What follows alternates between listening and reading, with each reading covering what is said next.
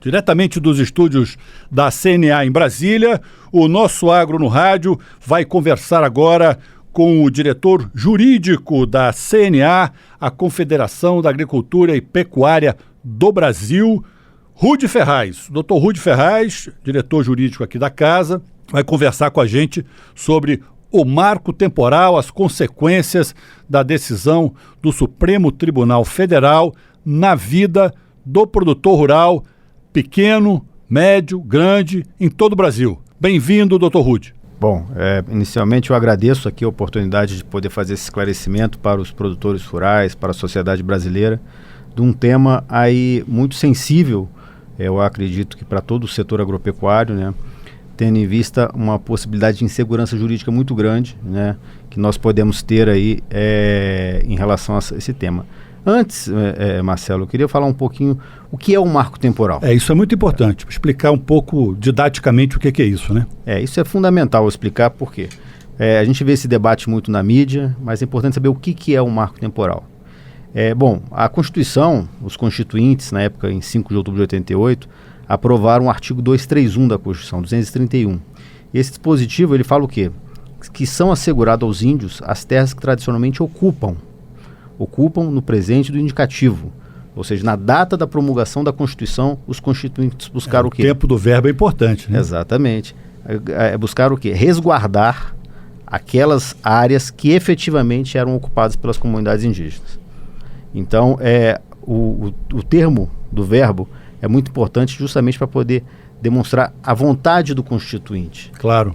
Então, isso, após muitos debates, ficou reconhecido como um marco temporal, ou seja, o constituinte buscou para que uma área fosse ocupada de forma tradicional pelas comunidades indígenas, os índios precisariam estar ocupando efetivamente aquela área em 5 de outubro de 88. E aí sim, a União tinha dever de demarcá-las, né, e os eventuais títulos de propriedade que estivessem sobre essas áreas seriam reconhecidos como nulos de pleno direito, não tendo nenhum tipo de indenização, salvo as benfeitorias de boa-fé que esses produtores foi tivessem. O que aconteceu na Raposa Serra do Sol, quando você retirou os arrozeiros lá de Roraima, na Raposa Serra do Sol. É o voto do ministro Menezes Direito, não é isso? Exatamente tomando essa decisão que o senhor está se referindo aqui, não é isso? Exatamente. O que você mencionou agora, esse famoso caso da Raposa Serra do Sol, foi um paradigma importantíssimo no Supremo Tribunal Federal. Foram diversas sessões onde todos os ministros debruçaram sobre justamente essa questão do artigo 231 desse marco temporal. E lá, naquela ocasião, eles decidiram e consolidaram a tese do marco temporal, também conhecida como tese do fato indígena, ou seja, é necessária uma ocupação de forma permanente naquela data de 5 de outubro de 88 para poder garantir às comunidades aquelas demarcações de terras indígenas. Então esse debate ocorreu em meados de 2009, indo o julgamento quase até 2012, e o Supremo pacificou essa questão e nós tínhamos uma situação muito consolidada na jurisprudência do Supremo Tribunal até então. Tanto é que o presidente da República, Michel Temer, em 2017, editou um parecer vinculante obrigando toda a administração pública federal a cumprir essa decisão do Supremo como uma orientação normativa para a pacificação social. E até então nós tínhamos uma situação de tranquilidade, faltando apenas o legislativo assumir a sua responsabilidade e legislar sobre esse tema. Então nós tínhamos o judiciário se posicionando, nós tínhamos a Constituição falando o que era o marco temporal e o executivo já com uma norma orientativa de cumprimento obrigatório para toda a sociedade para estabilizar essas relações jurídicas. Correto. Mas aí o Supremo resolveu tratar novamente de um assunto que já estava pacificado, né? Exatamente. Essa que foi a grande preocupação. Em 2020 o Supremo afetou em sede de repercussão geral. Isso quer dizer o seguinte: vou pegar um caso e vou discutir esse caso, mas a decisão dele será vinculante para todo o Brasil. Pegou um caso específico para poder rediscutir novamente a tese do marco temporal, dada essa eventual alteração de composição que nós temos no Supremo Tribunal Federal. Certo.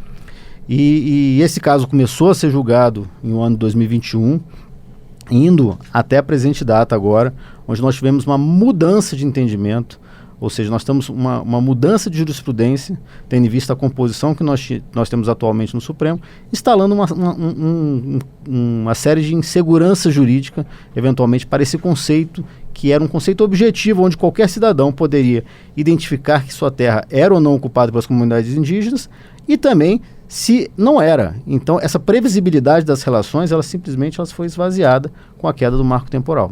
Agora, como é que ficaria pelo Supremo Tribunal Federal? Bom, o Supremo, avançando, interpretando o texto constitucional, ele reconheceu que afastou a tese do marco temporal, ou seja, não basta mais essa ocupação efetiva. Não reconheceu a vontade do Constituinte com base no tempo verbal ali, a maneira como foi redigido o artigo, né? Exatamente, e tese consolidada há muitos anos. E então ele derrubou essa tese do marco temporal, então instalando uma subjetividade muito grande no processo de demarcação de terras indígenas, o que coloca em xeque uma certa previsibilidade das relações jurídicas do Brasil, porque você não vai poder conseguir prever que seu imóvel eventualmente não possa ser reivindicado e eventualmente demarcado por uma terra indígena. Sim. Então, essa instabilidade, ela foi gerada por essa mudança de jurisprudência do Supremo Tribunal Federal. Aí o Congresso correu e aprovou uma lei do marco temporal na Câmara dos Deputados, que agora foi aprovada pelo Senado semana passada, não é isso? Recentemente. É isso. Início do mês de setembro. Como eu falei anteriormente. Final do mês de setembro. Como eu falei anteriormente, nós tínhamos uma decisão do Supremo Tribunal Federal, uma jurisprudência consolidada, nós tínhamos o Executivo reconhecendo essa jurisprudência, e o Judiciário já vinha trabalhando num projeto legislativo que já tinha quase 17 anos, avançando no debate, consolidando-se, ou seja, pacificando a situação para todas as relações jurídicas, colocando em lei justamente aquela jurisprudência do Supremo Tribunal Federal. E o Supremo simplesmente acelerou o processo, ao mesmo tempo que o Legislativo também estava assumindo seu papel. E aí felizmente, nós tivemos uma aprovação de um projeto de lei no Senado, o que reestabelece a segurança jurídica, reestabelece a tese do marco temporal, né? E esse projeto agora está aguardando sanção do Presidente da República. Alguns argumentos jurídicos estão sendo colocados. Argumento número 1, isto é uma lei ordinária, necessita apenas de maioria simples para ser aprovada. Há um argumento de que, para mudar isso, para mudar o entendimento do Supremo, deveria ter uma PEC, uma proposta de emenda à Constituição, que precisa de 2/3 para aprovação dela. Isso é correto? Bom, essa é uma pergunta que muitos fazem, mas é importante estabelecer o seguinte: a decisão do Supremo Tribunal Federal em sede de repercussão geral, ela vincula todo o Poder Judiciário e a administração pública. Então, elas, em tese, teriam que cumprir a decisão do Supremo Tribunal Federal. Ocorre que ela não vincula o Legislativo, que tem autonomia institucional e constitucional para debater e construir a melhor regulamentação do texto constitucional que a sociedade deseja. Claro. E o Legislativo veio justamente isso, buscando conformar todos os direitos envolvidos, tanto das comunidades indígenas quanto dos produtores rurais ou dos afetados, e buscando uma solução pacífica para a questão. Então, a vontade do legislador não está atrelada à decisão do Supremo Tribunal Federal. Então, sendo sancionada essa lei passa a ter pleno vigor, inclusive Correto. Sobrepondo a eventual decisão do Supremo Tribunal Federal. Há uma outra observação aí que tem sido falado bastante, inclusive pessoas da base do governo têm dito isso, que o presidente Lula poderá vetar a lei na sua íntegra, que é um direito que ele tem como presidente da República, uma prerrogativa, né, que ele tem como presidente da República. Será que há clima para isso? Bom, isso é uma análise política que deve ser feita, claro, pela presidência da República, mas o Congresso ele passou um sinal muito importante. Ao aprovar na Câmara com 283 votos e no Senado com 43, ou seja, a mais do que 50% dos membros da Casa, demonstram essa atitude do Congresso Nacional demonstra que eventual veto será derrubado, porque já tem maioria do quórum máximo da Casa para derrubar eventualmente a norma do Presidente da República, o veto do Presidente da República. Então, o próprio Congresso já sinalizou de que eventuais vetos poderão ou serão derrubados, tendo em vista o número expressivo da votação, a vontade expressiva, quase quórum de emenda constitucional. Claro, são 308, né? 308, exatamente. Então, poxa, mas se mesmo assim o Supremo entender que a lei é inconstitucional, vai haver outro embate ali na frente. Bom, claro, se essa lei sendo sancionada e sendo questionada no Supremo Tribunal Federal, o Supremo vai ter que reanalisar essa questão agora sob a égide de uma lei, de uma vontade do Congresso Nacional.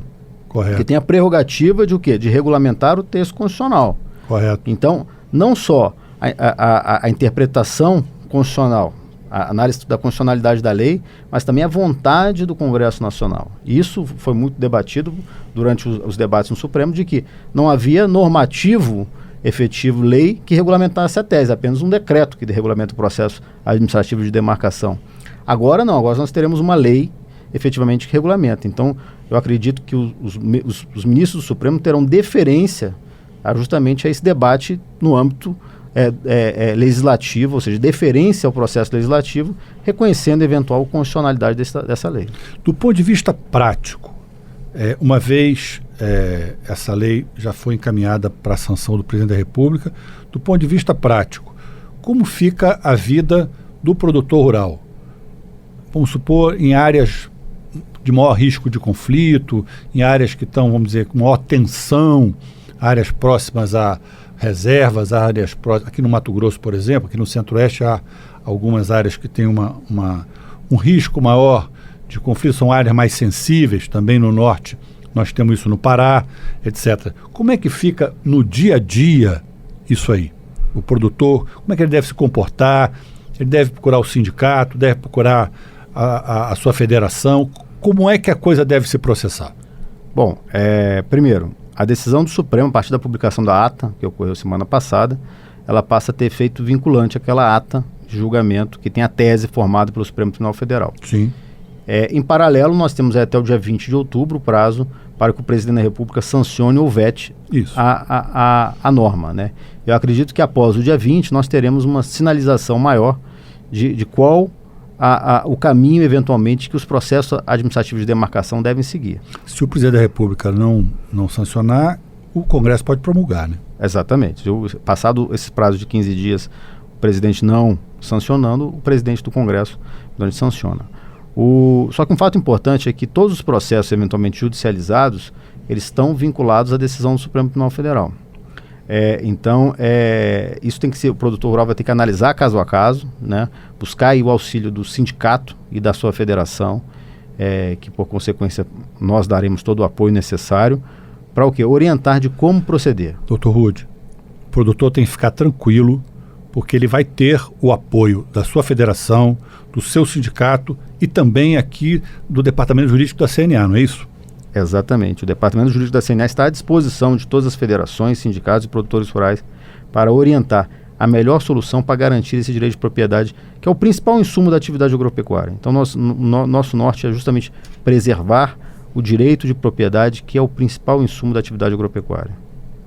Gente, vocês estão ouvindo aqui o programa Nosso Agro no Rádio. Nós estamos conversando aqui com o Dr. Rude Ferraz, diretor jurídico da nossa CNA. Se você tem dúvida, pode de imediato já procurar o seu sindicato da sua cidade, você já pode procurar a sua federação na capital do seu estado. Dr. Rude, vamos seguindo aqui. Então, o produtor vai ter essa segurança que vai contar com o apoio jurídico das entidades do sistema CNA-Senar, não é isso? Claro, o sindicato rural, as federações estarão preparadas eventualmente, e a CNA, a diretoria jurídica da CNA, para dar todo o apoio necessário na defesa do direito de propriedade ao produtor rural. Por enquanto, como a questão está ainda dependendo da sanção do presidente da República, é provável que não tenha nenhum movimento muito brusco, ou o senhor acha que não?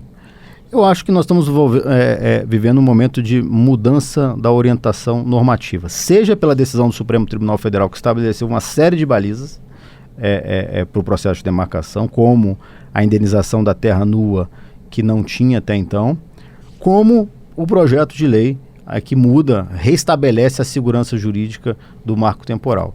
Então, acredito que os próximos dias nós teremos um diagnóstico mais concreto de qual normativo vai imperar, se é a lei ou a decisão do Supremo, e eventualmente eu acredito que muito dificilmente alguns processos vão avançar, porque nós estamos na iminência agora de fazer uma mudança significativa, que necessariamente vai ter que os processos serem adequados Claro, senão vai virar um nó jurídico isso aí. Exatamente, serão readequados a esses normativos agora vigentes. Ok. Dr. Rudi Ferraz, diretor jurídico da CNA, muito obrigado pela sua participação aqui no nosso Agro no Rádio. Você vai poder acessar esse podcast através da CNA, cna.org.br, no nosso canal do YouTube ou no Spotify, ok? Dr. Rudi, muito obrigado, sou sempre bem-vindo aqui no programa, muito obrigado pelos esclarecimentos fundamentais, acho que os produtores rurais estarão mais bem esclarecidos depois dessa conversa, desse nosso papo aqui esclarecedor. Muito obrigado. Eu que agradeço e a diretoria da CNA aqui está à disposição de todos. Obrigado.